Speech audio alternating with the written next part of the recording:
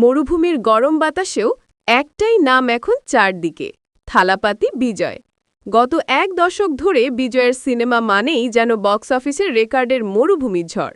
তার ৬৯তম সিনেমা জননায়ক নাকি হতে যাচ্ছে তার ক্যারিয়ারের শেষ ছবি।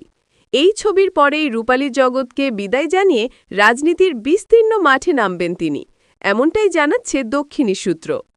কিন্তু অবাক করা বিষয় হল, শেষ সিনেমা হওয়ার আগেই জননায়ক যেন মরুভূমির বালুঝড়ের মতোই আগুনে রেকর্ড গড়ে ফেলেছে। মুক্তির আগেই আয় করেছে পুরো ১৭৬ কোটি রুপি। ওটিটির দুনিয়ায় নাকি শুরু হয়েছিল দারুণ দড়ি টানাটানি।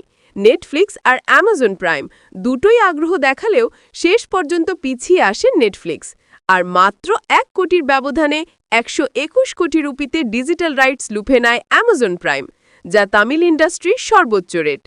এর আগে রজনীকান্তের জেলার ছিল ১২০ কোটি, সেটাকেও পেছনে ফেলল বিজয়ের জননায়ক।